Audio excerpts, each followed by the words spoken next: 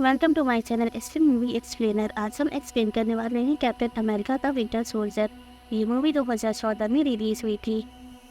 Movie की starting में हमें स्टीव रॉजर को दिखाया जाता है और स्टीव रॉजर अब काफ़ी साल आगे होता है, क्योंकि पिछले काफ़ी सालों से स्टीव रॉजर गहरी नींद में होता है और अब वो ज़्यादा होता है, इसीलिए वो अब की दुनिया में एडजस्ट होने की कोशिश कर रहा होता है। और स्टीव अब शील्ड का एक एजेंट बन चुका है और वो अब अपने देश की शांति बनाए रखने की कोशिश कर रहा था। और वहीं दूसरी तरफ शील्ड के लोग न्यूयॉर्क के ऊपर जो हमला हुआ था उसकी वजह से अब वो अपनी सिक्योरिटी को और भी ज़्यादा मजबूत बना रहे होते हैं। इसीलिए अब निक फ्यूरी ने प्रोजेक्ट इनसाइड स्टार्ट किया, जिसमें 3 बड़े हेली कैरियर को आसमान में रखा जा रहा था, जिनमें हथियार बिल्कुल भी नहीं थे। और ये तीनों हेली कैरियर्स आसमान में होने की वजह से सैटेलाइट की मदद पर टेररिस्ट के ऊपर अपना निशाना बनाए हुए थे, ताकि अगर कोई भी टेररिस्ट न्यूयॉर्क के अंदर एंटर होता है तो उन्हें उनके इसको इन्फॉर्मेशन पहले ही पता लग जाए। बट उसी समय हम अब शील्ड की डायरेक्टर निक फ्यूरी को देख पाते हैं, कि उनके प्रोजेक्ट इनसाइड में कोई ना कोई दिक्कत जरूर है और ये बात उनसे छुपाई जा रही है। इसीलिए निक फ्यूरी अब अपने प्रोजेक्ट इनसाइड की खुफिया जानकारी लेने के लिए काम पे अपने साथ नताशा रोमानोफ को रखते हैं। बट ये काम इतना ऐसे नहीं करते। हेलिकेरियर्स की जो सैटेलाइट थी वो एक समुद्र के बीच एक शिप में थी और उस शिप के आसपास काफ़ी कड़ी सिक्योरिटी थी, इसीलिए निक फ्यूरी अब उसी शिप में कुछ चोरों को भेजते हैं ताकि फिर जितने भी सिक्योरिटी है उन लोगों का ध्यान भटक जाए। उसी समय नताशा रोमानोफ उस शिप में जाकर के उन सैटेलाइट की सारी फाइल्स को डाउनलोड कर रखे। लेकिन अब ये जैसे ही बात है अब ये वजह थी शील्ड के सभी लोगों को पता लगती है कि उस शिप पे कुछ लुटेरों ने कब्जा कर लिया है। इसीलिए अब स्टीव रॉजर अपनी पूरी टीम के साथ शिप के अंदर आ जाता है और किसी को भी ये नहीं मालूम था कि इन लुटेरों को निक फ्यूरी ने ही भेजा है तक। और ये बात सिर्फ और सिर्फ ब्लैक विडो को पता थी कि उस समुद्री शिप में लुटेरों को निक फ्यूरी ने ही भेजा है। अब हम स्टीव रॉजर और शील्ड के कुछ एजेंट्स को देखते हैं। वो सभी मिलकर के अब उन लुटेरों से लड़ाई करने लगते हैं। उसी समय नताशा रोमानोफ अब सभी फाइल्स को डाउनलोड कर लेती है और उन सभी फाइल्स को लेकर के उसी निक फ्यूरी के पास जाती है। निक फ्यूरी जब उन फाइल्स को चेक करते हैं तो वो फाइल्स ओपन नहीं होती। प्रॉब्लम जब तभी निक फ्यूरी समझ जाते हैं कि प्रोजेक्ट इनसाइड में कोई दिक्कत तो जरूर है। इसलिए निक फ्यूरी अब सीधे शील्ड के मेन हेड के पास जाते हैं, जिनका नाम अलेक्जेंडर पियर्स होता है, और वो अब उससे कहते हैं कि हमें प्रोजेक्ट इनसाइड को डिले कर देना चाहिए। इसके बाद निक फ्यूरी अब शील्ड के हेडक्वार्टर से जाने लगते हैं। तभी रास्ते में उनके ऊपर कुछ गुंडे अटैक कर देते हैं और वो लोग पुलिस वालों की ड्रेस में होते हैं, जिनसे अब निक फ्यूरी अकेले ही फाइट करते हैं और उनसे भी बचा करके निकल जाते हैं। तभी हम यहाँ पे विंटर सोल्जर नाम के एक गुंडे को देखते हैं और उसने निक फ्यूरी की कार में नीचे बॉम्ब लगा दिया होता है, जिससे कि निक फ्यूरी की कार में भी ब्लास्ट हो जाती है। लेकिन तभी निक फ्यूरी बच जाते हैं। वो अब जमीन में नीचे खोल करके वहाँ से बच करके भाग जाते हैं और यहाँ पे निक फ्यूरी समझ जाते हैं कि उन पे ये हमला शील्ड के ही लोगों ने करवाया है। जिसके बाद वो अब सीधे स्टीव रॉजर के घर पे जाते हैं और निक फ्यूरी अब स्टीव रॉजर को बताते हैं कि शील्ड अब खराब हो चुका है। तभी यहाँ पे विंटर सोल्जर नाम का गुंडा आ जाता है और वो निक फ्यूरी के ऊपर फायरिंग कर देता है, जिससे कि निक फ्यूरी वहीं पे बेहोश होने लगते हैं। और वो बेहोश होने से पहले स्टीव रॉजर को पेन ड्राइव दे देते हैं, जिसके अंदर प्रोजेक्ट इनसाइड की सारी फाइल्स थी। जिसके बाद स्टीव रॉजर अब विंटर सोल्जर नाम के गुंडे का पीछा करने लगता है उसे पकड़ने के लिए, लेकिन वो उसे नहीं पकड़ पाता है। और यहाँ पे अब निक फ्यूरी को हॉस्पिटल लेकर के जाते हैं। यहाँ पे निक फ्यूरी का इलाज चल रहा होता है और स्टीव रॉजर शील्ड ऑफिस में जाता है, जहाँ पे अलेक्जेंडर पियर्स स्टीव से पूछ रहा होता है कि निक फ्यूरी तुम्हारे घर पे क्या कर रहा था। लेकिन इस बार अलेक्जेंडर पियर्स को कुछ भी नहीं बताता है और वो नहीं बताता है कि निक फ्यूरी ने उसे कोई पेन ड्राइव दी है। सभी अलेक्जेंडर पियर्स समझ जाता है कि जरूर कैप्टन को प्रोजेक्ट इनसाइड के बारे में कुछ ना कुछ जरूर पता है, जो कि उसे निक फ्यूरी ने बताया है। इसीलिए अब अलेक्जेंडर पियर्स जो स्टीव रॉजर को मारने के लिए शील्ड के कुछ लीडर्स पर जेबता है। तभी स्टीव रॉजर अकेला ही उन सभी एजेंट से लड़ करके वहाँ से भाग जाता है। जिसके बाद शील्ड के सभी लोग अब स्टीव रॉजर को एक भगोड़ा घोषित कर देते हैं और सभी लोग उसे मारने के पीछे दौड़ रहे होते हैं। और अब स्टीव रॉजर सीधे नताशा रोमानोफ के पास जाता है और वो नताशा से पूछता है कि तुम उस समुद्री जहाज में क्या करने गई थी और इस पेन ड्राइव में क्या है। इस चीज़ के बारे में नताशा रोमानोफ को भी ज़्यादा कुछ नहीं पता होता है कि आखिर इस पेन ड्राइव में क्या है। इसके बाद नताशा और स्टीव दोनों निकल पड़ते हैं उस प्रोजेक्ट इनसाइड के बारे में जानने के लिए। अब ये लोग इस पेन ड्राइव को चेक कर रहे होते हैं। उसी समय उसमें एक फाइल होती है जिसके अंदर एक प्रोग्राम होता है। नताशा उस प्रोग्राम को ओपन नहीं कर पाती है, लेकिन उसे ये पता लग जाता है कि इस प्रोग्राम को कहाँ बनाया गया है। इसीलिए अब ये दोनों सीधे न्यू जर्सी निकल जाते हैं इस प्रोग्राम के बारे में जानने के लिए। और वहाँ जाकर के ये लोग देखते हैं कि शील्ड का यहाँ पे काफ़ी पुराना ऑफिस है। जिसके बाद नताशा अब उस पेन ड्राइव को एक बड़े से कंप्यूटर में लगाती है। वहाँ पे भी और भी सारे कंप्यूटर रखे होते हैं जो काफ़ी पुराने होते हैं, वो सभी एक्टिवेट हो जाते हैं और उन कंप्यूटर के अंदर डॉक्टर जोला का दिमाग था और डॉक्टर आनियम जोला हाइड्रा का एक साइंटिस्ट था और वो डेरिस्कर के लिए काम करता था। लेकिन डेरिस्कर के मारे जाने पर शील्ड के लोगों ने डॉक्टर जोला को जिन से बाहर निकाल दिया था और अपने साथ काम करने के लिए मिला दिया था। लेकिन डॉक्टर जोला जो हाइड्रा का काफ़ी वफादार था, इसीलिए उसने शील्ड के साथ मिलने के बावजूद हाइड्रा का एक नया इन्वेंशन कर दिया और उसने अपने साथ काफ़ी सारे लोगों को भी कनेक्ट कर लिया जो काम तो शील्ड में करते थे, लेकिन वो लोग हाइड्रा के मकसद को पूरा कर रहे थे। जिसके बाद जब डॉक्टर जोला मरा तब हाइड्रा के लोगों ने डॉक्टर जोला का दिमाग निकाल करके उसे आर्टिफिशियल इंटेलिजेंस के लिए रख दिया था, क्योंकि डॉक्टर जोला का दिमाग काफ़ी तेज था, वो हर एक काम को बहुत अच्छे से कर लेता था। इसीलिए हाइड्रा वालों ने ऐसा किया था। और जब डेरिस्कर था तब हाइड्रा के लोग जबरदस्ती लोगों को मार रहे थे और जितने भी लोग थे वो सभी हाइड्रा के खिलाफ हो गए थे, लेकिन वो सभी लोग हार गए थे। लेकिन जब डेरिस्कर चला गया तब हाइड्रा के लोगों ने अपना काम करने का तरीका भी बदल दिया था और उन लोगों ने ऐसा काम करना शुरू कर दिया जिससे कि लोग अपने मर्जी से उन लोगों के गुलाम बनने लगे। और अगर उन लोगों के रास्ते में कोई भी इंसान आता था, उन्हें रोकने की कोशिश करता था, तो फिर वो लोग उसी जान से मार देते थे। और हाइड्रा का अब नया लीडर अलेक्जेंडर पियर्स बन गया था। और जब अलेक्जेंडर पियर्स को ये पता लगा कि निक फ्यूरी प्रोजेक्ट इनसाइट को डिले करना चाहते हैं और उसे रोकना चाहते हैं, इसीलिए उन अलेक्जेंडर पियर्स ने निक फ्यूरी को मरवा दिया, क्योंकि हाइड्रा का अब तक का सबसे बड़ा मिशन प्रोजेक्ट इनसाइट था, जो उनके लिए काफ़ी इम्पोर्टेंट था। और डॉक्टर जोला ने प्रोजेक्ट इनसाइट को रन करने के लिए एक नया प्रोग्राम बनाया था। अब यहाँ पे स्टीव और नताशा ये जानना चाहते थे कि वो प्रोग्राम कैसे वर्क करता है।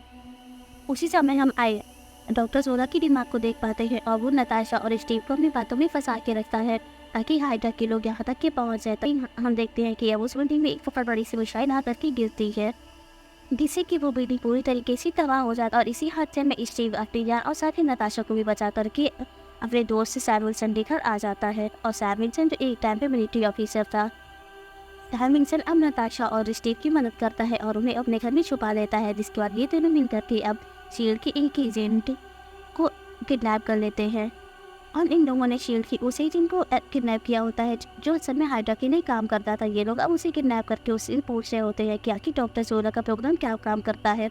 इस पर अब हाइड्रा का एजेंट उन्हें बताता है कि डॉक्टर जोला का प्रोग्राम हमें ये बताता है कि कौन लोग हाइड्रा के लिए खतरा बन सकते हैं, और वो खतरा आज हो या फिर फ्यूचर में कभी भी हो, उन सब चीज़ों के लिए हमें इंफॉर्मेशन देता था। और प्रोजेक्ट इनसाइट जो असल में शील्ड की सुरक्षा के लिए नहीं, जबकि हाइड्रा की सुरक्षा के लिए ही बनाया गया था। और उन सभी कैरियर से हाइड्रा अपने सभी दुश्मनों को खत्म करने वाला था। जिसके बाद सैम विल्सन, नताशा और स्टीव ये लोग अब हाइड्रा के एजेंट को कार में बैठा करके सीधे शील्ड के हेडक्वार्टर जाते हैं ताकि वो लोग अब जहर के प्रोजेक्ट इनसाइट को रोक सके। लेकिन तब तक की ये बात अलेक्जेंडर पियर्स को पता लग जाती है कि हाइड्रा के एक एजेंट कैप्टन ने किडनैप कर दिया है। इसीलिए अलेक्जेंडर ने अब विंटर सोल्जर को सैम, नताशा और स्टीव रॉजर को मारने के लिए भेज देता है। और अब इन लोगों की कार के पास विंटर सोल्जर पहुंच जाता है। वो अब सबसे पहले हाइड्रा के एजेंट को मार देता है क्योंकि उसने हाइड्रा की सारी पोल खोल दी थी। जिसके बाद वो अब नताशा, सैम और स्टीव को मारने की कोशिश करता है। यहाँ पे इन तीनों के साथ विंटर सोल्जर की काफ़ी फाइट होती है। इसी फाइट के दौरान विंटर सोल्जर का मास्क अब नीचे गिर जाता है और हमें यहाँ पता चलता है कि विंटर सोल्जर और कोई नहीं जबकि स्टीव रॉजर का पुराना दोस्त बकी बार्न्स है। Captain America the first Avenger में हमने बकी बार्न्स को देखा था जो एक मिशन पे गया होता है और उसी मिशन पे वो एक ट्रेन से नीचे गिर जाता है, जिसके बाद से वो गायब हो जाता है। और उस टाइम सभी लोगों को ऐसा लग रहा था कि बकी बार्न्स अब मर गया है, लेकिन ऐसा नहीं था। बकी बार्न्स नहीं मरा था, उसे हाइड्रा के लोगों ने बचा लिया था और ट्रेन से नीचे गिरने की वजह से उसका एक हाथ टूट गया था। इसीलिए डॉक्टर जोला ने बकी बार्न्स के टूटे हुए हाथ में एक मेटल से एक दूसरा हाथ बना दिया था और हाइड्रा के लोगों ने बकी बार्न्स की याददाश्त मिटा दी होती है और उसे एक ताकतवर सोल्जर बना दी ताकि वो हाइड्रा के जितने भी दुश्मन है वो उन सभी लोगों को खत्म कर सके। पिछले 50 सालों से हाइड्रा के लोग बकी बार्न्स से अपना काम करवा रहे थे और जितने भी हाइड्रा के दुश्मन होते थे वो उन्हें बकी बार्न्स की मदद से मरवा रहे थे। और जैसे ही बकी बार्न्स अपने मिशन को कंप्लीट कर लेता था तो उसे बर्फ में जमा दिया जाता था ताकि बर्फ में जमने की वजह से उसकी उम्र भी नहीं बढ़ रही थी और वो वैसे के वैसे ही रह रहा। और स्टीव रॉजर अब बकी बार्न्स को देखता है तो वो उसे पहचान लेता है, लेकिन बकी बार्न्स यानी कि विंटर सोल्जर वो स्टीव रॉजर को नहीं पहचान पाता है। तभी यहाँ पे हाइड्रा के सभी एजेंट्स आ जाते हैं और वो स्टीव रॉजर और साथ ही उसके सभी दोस्त को किडनैप कर लेते हैं और इन लोगों को मारने के लिए वो उन्हें काफ़ी दूर लेके जा रहे होते हैं। तभी यहाँ पे एक शील्ड की एजेंट मारिया हिल आ जाती है और वो इन तीनों की जान बचा लेती है और वो अब इन लोगों को लेकर के सीधे निक फ्यूरी के पास जाती है। निक फ्यूरी जो एक खुफिया जगह पे होता है और उसने मरने का सिर्फ नाटक किया था ताकि हाइड्रा के लोग निक फ्यूरी का पीछा छोड़ सके। मारिया हिल ने निक फ्यूरी को एक खुफिया जगह पर छुपा दिया होता है और अब ये सभी मिलकर के प्रोजेक्ट इनसाइड को रोकने का प्लान बना रहे होते हैं। निक फ्यूरी ने उस प्रोजेक्ट इनसाइड को रोकने के लिए 3 चिप बना रखी होती है जिससे कि वो उन 3 हेलिकेलियर्स को कंट्रोल कर सकते थे और निक फ्यूरी इस उम्मीद में थे कि वो हाइड्रा को बर्बाद करके शील्ड को बचा लेंगे। लेकिन स्टीव को यहाँ पे अच्छे से पता होता है कि इन सारे कामों में शील्ड पे पूरी तरीके से बर्बाद हो जाएगा, जिसके बाद स्टीव अब अपने पुराने अड्डे पे जाता है और वो अपने अब पुराने कैप्टन अमेरिका वाले सूट को पहन लेता है। वहीं हम सैम विल्सन को देखते हैं, वो भी अब अपने मिलिट्री वाले फाल्कन का सूट पहन लेता है और फिर ये सभी अब सीधे शील्ड के हेडक्वार्टर में जाते हैं जहाँ पे स्टीव अब अनाउंस करता है कि शील्ड के ऊपर हाइड्रा के लोगों ने कब्जा कर लिया है और वो लोग कैसे शील्ड का यूज करके अपना काम करवा रहे हैं। वो सारी इन्फॉर्मेशन अब सभी शील्ड के एजेंट्स को दे देता है, जिससे कि अब शील्ड के जितने भी ईमानदार एजेंट होते हैं वो अब हाइड्रा के जितने भी एजेंट होते हैं उन सभी लोगों को बंदी बना लेते हैं। लेकिन यहाँ पे हाइड्रा के एजेंट्स की तादाद काफ़ी ज़्यादा थी, इसीलिए वो लोग अब 3 हेलिकेलियर को एक्टिवेट कर देते हैं, जिसके बाद फैल्कन और स्टीव रोजर यहाँ से भाग करके उन 3 हेलिकेलियर में वो चिप लगाने के लिए निकल जाते हैं। तभी यहाँ पे विंटर सोल्जर यानी कि बगी पास आ जाता है जो इन लोगों को रोकने की कोशिश करता है। तभी हम शील्ड का हेडक्वार्टर देखते हैं जहाँ पे वर्ल्ड सिक्योरिटी के लोग आए होते हैं। वो हेलिकेलियर की काउंसलिंग के लिए ये शील्ड के हेडक्वार्टर में आए होते हैं। तभी उन्हें यहाँ पे अलेक्जेंडर पीएस की हकीकत के बारे में पता लग जाता है, इसीलिए अलेक्जेंडर पीएस अब उन्हें मारने के लिए अपने सभी एजेंट्स को बुला लेता है। तभी हम यहाँ पे काउंसिल के एक एजेंट को देखते हैं और वो और कोई नहीं करके ब्रास वीडियो होती काउंसिल के एक एजेंट के रूप में आई होती है और वो अब अलेक्जेंडर पीएस से इन सभी लोगों को बचा लेती है, जिसके बाद वो अब शील्ड के कंट्रोल रूम में जाती है जहाँ से वो अब हाइड्रा की सीक्रेट फाइल्स को इंटरनेट पे अपलोड कर देती है ताकि दुनिया वालों को हाइड्रा के असलियत पता चल सके। लेकिन इस काम को करने के लिए उसे शील्ड के 2 सीनियर ऑफिसर की मिशन चाहिए होती है। तभी यहाँ पे निक फ्यूरी आते हैं और अपना और साथी पीएस का आई कांटेक्ट करके उस प्रोग्राम का पासवर्ड अनलॉक कर देते हैं और जैसे वो प्रोग्राम आप अनलॉक होता है तब शील्ड और हाइड्रा की जितनी भी सीक्रेट इन्फॉर्मेशन होती है वो सभी इंटरनेट पे अपलोड होने लगती है। उसी समय हम अलेक्जेंडर पीएस को देखते हैं जिसे काफ़ी गुस्सा आता है और वो अब काउंसिल के जितने भी मेंबर्स होते हैं उन सभी को वो मार देता है और फिर वो नताशा यानी कि ब्लैक विडो की मदद से यहाँ से निकलने की कोशिश करता है। बट तभी निक फ्यूरी अब अलेक्जेंडर पीएस के ऊपर फायरिंग कर देते हैं और वो वहीं पे मर जाता है। वहीं दूसरी तरफ हम सैम विल्सन और स्टीव रोजर को देखते हैं, ये दोनों अब 2 हेलिकेलियर में वो चिप को लगा चुके होते हैं, लेकिन अभी 3 हेलिकेलियर बचा होता है जिसमें चिप लगाने में लोगों को काफ़ी प्रॉब्लम हो रही होती है। तभी यहाँ पे बकी बांस यानी कि विंटर सोल्जर आ जाता है और वो अब सैम के फैल्कन सूट को तोड़ देता है, जिसके बाद वो स्टीव को भी हेलिकेलियर के नज़दीक जाने के लिए रोक देता है और उसे काफ़ी मारता है।